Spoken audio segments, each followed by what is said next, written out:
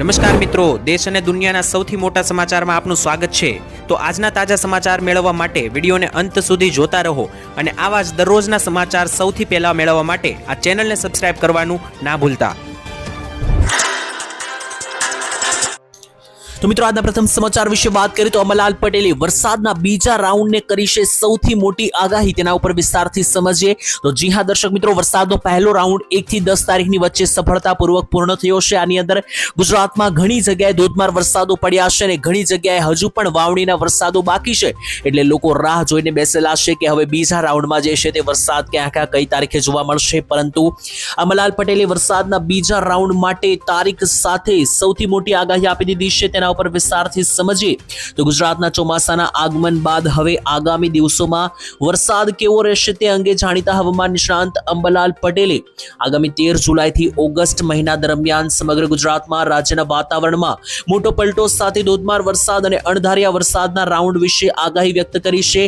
તો જે પણ ભાગોમાં અત્યારે પહેલા રાઉન્ડમાં વરસાદો ઓછા રહ્યા છે, ગભરાતા નહીં, બીજો રાઉન્ડ ગુજરાતમાં થોડા દિવસોમાં હવે ફરીથી જોવા મળશે, કારણ કે બંગાળની ખાડીમાં 13 થી 14 તારીખની આસપાસ એક એલપીએસ સિસ્ટમ એટલે કે લો પ્રેશરીય સિસ્ટમ સક્રિય થતી જોવા મળી રહી છે અને એને કારણે સાયક્લોનિક વહન સક્રિય થવાને કારણે ગુજરાત રાજ્યમાં ફરીથી ચોમાસું ઝડપ પકડશે અને અંદાજે 15 તારીખ આસપાસ જે છે તે વરસાદ જોવા મળી શકે। ફરીથી અંબાલાલ પટેલે જણાવ્યું છે કે જુલાઈ મહિનામાં મધ્યથી જ રાજ્યની અંદર ચોમાસામાં બીજો રાઉન્ડ શરૂ થશે। ખાસ કરીને 14 થી લઈને 16 જુલાઈ દરમિયાન ગુજરાતના મોટા ભાગના વિસ્તારોમાં ફરીથી વરસાદનો બીજો રાઉન્ડ જે છે તે શરૂ થશે, જે સુકાઈ ગયેલા ખેતી પાક માટે સંજીવની સાબિત થવાનો છે। અને અંબાલાલે ત્રીજા રાઉન્ડને લઈને પણ આગાહી આપી છે। આ બીજો જે રાઉન્ડ છે એટલો બધો લાંબો નહીં ચાલે। અત્યારે જે પહેલો રાઉન્ડ વરસાદનો 1 થી 10 તારીખ ચાલ્યો, એવી રીતના બીજો રાઉન્ડ કે જે 14-15 તારીખ આસપાસ આવવાનો છે એટલો બધો લાંબો નહીં ચાલે, પરંતુ ત્રીજો રાઉન્ડ કે જે આ મહિનાના છેલ્લા અઠવાડિયામાં આવશે એટલે 25 તારીખ પછી જે આવશે એ ખૂબ જ ધોધમાર વરસાદનો હશે। એમાં ફરી એકવાર જે છે તે પૂરજનક પરિસ્થિતિ જેવા વરસાદો પડશે તેવી પણ અંબાલાલે આગાહી કરી છે। તો આ મહિનાની અંદર 3 મોટા રાઉન્ડ જોવા મળવાના છે અને હવે બીજો રાઉન્ડ 14 તારીખથી મિત્રો જે છે તે ગુજરાતમાં શરૂ થઈ શકે। ત્યાર પછીના મોટા સમાચાર વિશે વાત કરીએ તો પૂરના વરસાદને કારણે જે લોકોના ઘરોમાં પાણી ભરાયા, લોકોના દુકાનોમાં પાણી ભરાયા, તેને કારણે સહાયની જાહેરાત કરવામાં આવી છે। સહાયના રૂપિયા પણ પહોંચાડી દેવામાં આવ્યા છે। તેના વિશે વાત કરીએ તો જી હા મિત્રો, સુરતની અંદર જે છે તે ખાસ કરીને પૂરજનક પરિસ્થિતિઓ જોવા મળી, કારણ કે 7 અને 8 તારીખે સુરતમાં, દક્ષિણ ગુજરાતમાં એવો વરસાદ પડ્યો કે મિત્રો એક માળ જેટલા પાણી ભરાઈ ચૂક્યા હતા અને આખા સુરતમાં ફરી એકવાર બીજી વાર પૂર આવવાનો ખતરો તોળાઈ રહ્યો હતો। ત્યારે તેની વચ્ચે જે વેપારીઓને કરોડોનું નુકસાન ગયું છે, લોકોના ઘરોમાં પાણી ભરાતા જે નુકસાન ગયું છે તે લઈને ગુજરાતના જે ગૃહમંત્રી છે મિત્રો અને નાયબ મુખ્યમંત્રી છે હર્ષભાઈ સંઘવી, તેઓ ગુજરાતની અંદર આવેલા છે, સુરતમાં આવેલા છે। છેલ્લા 2 દિવસથી તેઓ સુરતની અંદર જે છે તે કામગીરી બજાવી રહ્યા છે। ત્યારે પૂરના પાણી ઓસર્યા બાદ હવે સૌથી મોટો પડકાર નાગરિકોને મૂળભૂત સુવિધાઓ આપવાનો છે, વેપાર ધંધાઓ ફરી શરૂ કરાવવાનો છે। ત્યારે આ સમગ્ર કામગીરીની સમીક્ષા કરવા માટે નાયબ મુખ્યમંત્રી હર્ષ સંઘવી મોડી રાત્રે સુરત જિલ્લાના સંકલન અધિકારીઓને મળ્યા છે। મહાનગરપાલિકાના અધિકારીઓ અને જિલ્લા પ્રશાસન સાથે મોટી બેઠક બોલાવવામાં આવી। બેઠકમાં રાહત કામગીરીની વિગતવાર સમીક્ષા પણ કરવામાં આવી હતી અને આટલું જ નહીં, વિવિધ વિભાગને સ્પષ્ટ સૂચનાઓ આપવામાં આવી છે કે અસરગ્રસ્ત વિસ્તારોમાં કોઈ પણ પ્રકારની બેદરકારી સહન કરવામાં આવશે નહીં। અને હર્ષભાઈ સંઘવીએ મિત્રો મોટા વ્યાપારીઓ કે જેમના પાણીના દુકાનોમાં પાણી ભરાયા તેમને કહ્યું છે કે ફૂલ નહીં તો ફૂલની પાંદડી બધા લોકોને જે છે તે સહાય રૂપે પૈસા આપવામાં આવશે। આટલું નહીં મિત્રો, સરકારે 500 કરોડનું બજેટ પણ ફાળવ્યું છે, અત્યારે પેકેજ ફાળવ્યું છે પૂરના વરસાદને કારણે સહાયના ભાગરૂપે। અને મિત્રો અત્યાર સુધીમાં અંદાજે 9100 થી વધારે પરિવારોનો સર્વે પૂરો પણ કરવામાં આવી રહ્યો છે। સમજી શકો મિત્રો કેટલું ઝડપથી કામ ચાલી રહ્યું છે। આ સર્વેને આધારે 800 થી વધારે અસરગ્રસ્ત પરિવારોને રાજ્ય સરકારના નિયમો મુજબ 6800 રૂપિયા લેખે ઘર વખરી અને કેશડોલ સહાય સીધી પહોંચાડી દેવામાં આવી છે। એટલે જે ઘર વખરીમાં નાનું મોટું નુકસાન થયું હોય પાણી ભરવાને કારણે, એના માટે 6800 રૂપિયાની સહાય જે છે તે ઘર દીઠ આપવામાં આવી છે અને પહોંચાડી દેવામાં આવી છે। બે દિવસની અંદર સરકાર કડક મિત્રો ફટાફટ કાર્યવાહી કરી રહી છે। ત્યારબાદ જોઈ લે તો મોંઘવારી વધતા ફરી એકવાર ગૃહિણીઓના બજેટ ખોરવાશે, કારણ કે થોડા સમય પહેલા ગેસ સિલિન્ડર ઘરેલું મોંઘો થયો હતો, ત્યાર પછી ખાદ્ય તેલના ભાવમાં એક મોટો વધારો થયો હતો અને હવે મિત્રો શાકભાજી માર્કેટ એટલે કે શાકભાજી પણ મોંઘું જોવા મળશે. આનાથી સામાન્ય માણસને મિત્રો મોટો ફટકો લાગશે. ખાસ મધ્યમ વર્ગના લોકોના જે રસોડા એટલે કે ગૃહિણીઓના બજેટ છે તે ખોરવાયા છે, કારણ કે તાજેતરમાં પડેલા વરસાદને કારણે શાકભાજીની આવક હવે ઘટવા લાગી છે બજારોની અંદર. એને કારણે ભાવની અંદર હવે જે છે તે સૌથી મોટો ઉછાળો થયો છે અને હવે તમને શાક મોંઘું જોવા મળશે. ખાસ કરીને આદુના ભાવ 1 કિલોગ્રામના 150 રૂપિયા આસપાસથી લઈને 170 રૂપિયા આસપાસ પહોંચી ગયા છે. એપીએમસીના સેક્રેટરી સંજયભાઈ પટેલે જણાવ્યું કે આગામી દિવસોમાં નવા ભાવ જે આવવાના છે તેની અંદર ભાવ ઘટી શકે, પરંતુ અત્યારે વરસાદી નુકસાનને કારણે ભાવ ખૂબ વધારી દેવામાં આવ્યા છે. શાકભાજીના કોથમીર 50 થી 80 રૂપિયા કરવામાં આવ્યા છે, કારેલા 80 રૂપિયા, ટિંડોરા 50 થી 100 રૂપિયા, ભીંડા મિત્રો 20 થી લઈને 60 રૂપિયા સુધી અત્યારે હાલ વેચાઈ રહ્યા છે. આમ જોવા જઈએ તો લગાતાર ભાવ વધી રહ્યો છે અને શાક માર્કેટોની અંદર લોકો જે છે જ્યારે ખરીદી કરવા જઈ રહ્યા છે ત્યારે અચાનક શાકભાજીના ભાવ એટલા મોંઘા જોઈને હચમચી રહ્યા છે અને લોકોના બજેટો મિત્રો જે છે તે ખાસ કરીને મધ્યમ વર્ગ અને ગરીબ વર્ગના લોકોના ફરી એકવાર ખોરવાતા જોવા મળશે. કારણ કે પહેલા ગેસ, પેટ્રોલ, ઓઇલ એટલે કે ખાદ્ય તેલ અને હવે શાકભાજીમાં પણ મોટો ભાવ વધારો જોવા મળશે. ત્યાર પછીના મહત્વના સમાચાર જોઈએ તો સરકાર કરશે કડકમાં કડક કાર્યવાહી. સૌથી મોટા સમાચાર હાલ અત્યારે આવી રહ્યા છે. નાયબ મુખ્યમંત્રી હર્ષભાઈ સંઘવીએ જણાવી દીધું છે કે શહેરમાં જ્યાં પણ નવા રસ્તાઓ બનશે, હવે જ્યાં પણ વિકાસ કામોમાં ખામી સામે આવશે તેની ટેકનિકલ રીતે તપાસ કરવામાં આવશે. જો કોઈ કામમાં ગુણવત્તાનો અભાવ સર્જાશે, બેદરકારી અથવા નિયમોનું ઉલ્લંઘન થયું હોવાનું સામે આવશે તો સંબંધિત અધિકારીઓ અને જવાબદાર એજન્સીઓ સામે કડકમાં કડક હવે પગલાં લેવામાં આવશે. તેમણે ભારપૂર્વક કહ્યું, એટલે હર્ષ સંઘવીએ ભારપૂર્વક કહ્યું કે કુદરતી આફતના નામે બેદરકારીને સ્વીકારી લેવામાં નહીં આવે. હવે આવું બધું એટલા માટે કહેવામાં આવી રહ્યું છે કારણ કે છેલ્લા 10 દિવસમાં તંત્રનું મિત્રો જે છે તે આખું પિક્ચર લોકોની સામે આવ્યું છે. કારણ કે જે કરોડો રૂપિયાનું બજેટ પ્રી મોન્સૂન કામગીરી માટે ફાળવવામાં આવે છે, કામ મિત્રો થયા નથી. આપણે જોઈ લીધું કે કેવી રીતના પૂરના પાણી બજારોમાં ભરાયા.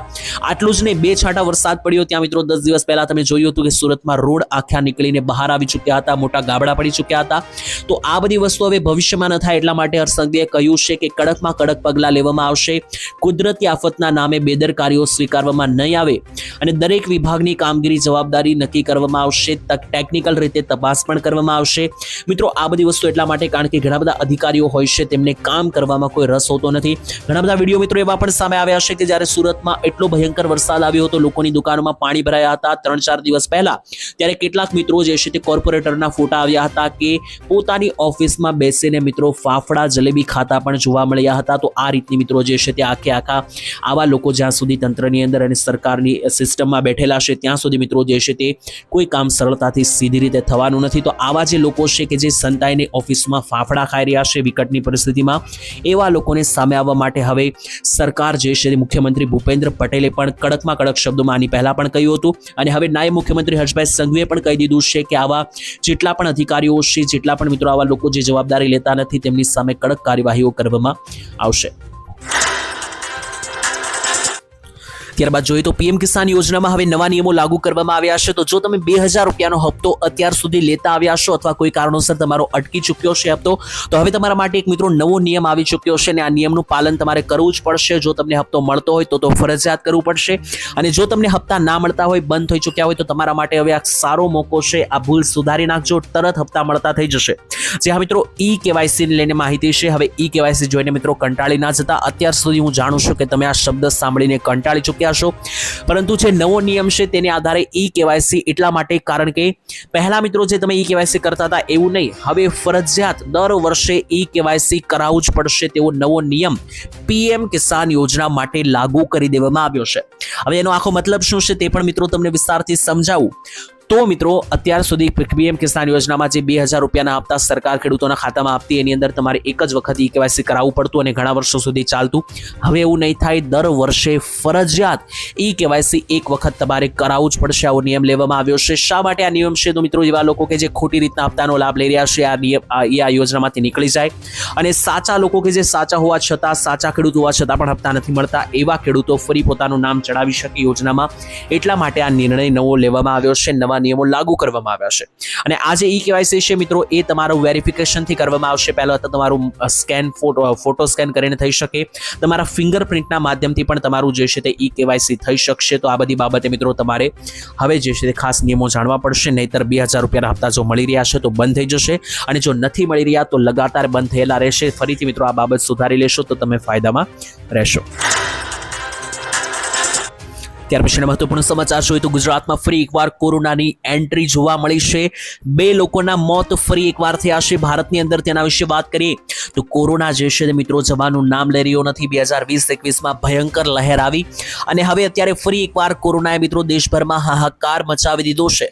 કોરોનાના કારણે અનેક લોકો મૃત્યુ પામ્યા છે અને હવે ગુરુવારના રોજ મોટી માહિતી આવી હતી કે છેલ્લા 48 કલાકમાં 2 લોકોના કોરોના વાયરસને કારણે મૃત્યુ થયા છે. ફરી એકવાર કોરોના વાયરસે પોતાનું અસ્તિત્વ જમાવ્યું છે. ત્યારે આ સાથે 4 લોકો પોઝિટિવ કેસ નોંધાયા છે જે સ્વાસ્થ્ય વિભાગની દેખરેખ હેઠળ છે. પોઝિટિવ આવેલા જે 4 લોકો છે તેમાંથી 3 લોકોને ઘર પર આઇસોલેશનમાં રાખવામાં આવ્યા છે. ચોથા વ્યક્તિને હળવા લક્ષણો જોવા મળ્યા છે. 2 લોકોના મૃત્યુ પણ થયા છે અને આટલું જ નહીં, ગુજરાતમાં અત્યારે હાલ ચાંદીપુરા વાયરસના કેસો પણ લગાતાર વધી રહ્યા છે. 5 લોકોના મૃત્યુ થઈ ચૂક્યા છે. આને લઈને મિત્રો અત્યારે અચાનક આ બધા કેસો અને વધારો મિત્રો થઈ રહ્યો છે મૃત્યુ આંકમાં. તેને લઈને તંત્ર દોડતું થયું છે, પરંતુ આરોગ્ય વિભાગ તરફથી પણ માહિતી આપવામાં આવી હતી કે આ જે પણ મિત્રો માહિતી આવી રહી છે તેને કારણે ડરવું કે ગભરાવું નહીં. યોગ્ય રીતે મિત્રો જે છે તે કાળજી અને સારવાર રાખવી જોઈએ, યોગ્ય ધ્યાન આપણે રાખવું જોઈએ કે જેનાથી આ બધા મિત્રો વાયરસો છે તેને કારણે આંકડાઓ ના વધે. પરંતુ ડરવાની કે ગભરાવાની પણ કોઈ પરિસ્થિતિ નથી. તમામ જે મિત્રો વસ્તુઓ છે તે કંટ્રોલમાં છે તેવી માહિતી આપવામાં આવી. ત્યારબાદના મહત્વના સમાચાર વિશે વાત કરીએ તો ફરી એકવાર ચિંતા વધી. યુદ્ધમાં મોટા હુમલાઓ જે છે તે શરૂ થઈ ચૂક્યા છે. ત્યારે તેને લઈને સૌથી મોટું સંકટ કે શું ફરી એકવાર સ્ટ્રેટ ઓફ હોર્મુઝ નામનો રસ્તો બંધ કરવામાં આવશે? કારણ કે આજથી 1 મહિના પહેલા જ્યારથી મિત્રો સ્ટ્રેટ ઓફ હોર્મુઝનો રસ્તો બંધ હતો યુદ્ધને કારણે, તેને કારણે વૈશ્વિક લેવલના વ્યાપારો અટકી ચૂક્યા હતા અને ભારત પણ મિત્રો એલપીજી સિલિન્ડર, ગેસ, પેટ્રોલ આ બધી વસ્તુઓ સ્ટ્રેટ ઓફ હોર્મુઝના રસ્તેથી જ ભારતમાં લાવે છે. અને જ્યારે યુદ્ધ ચાલ્યું હતું ત્યારે આ રસ્તો બંધ થયો હતો. ત્યારે આપણે જોયું હતું કે કેવી રીતના ગેસ, પેટ્રોલની અછત સર્જાઈ હતી, ભાવો વધ્યા હતા.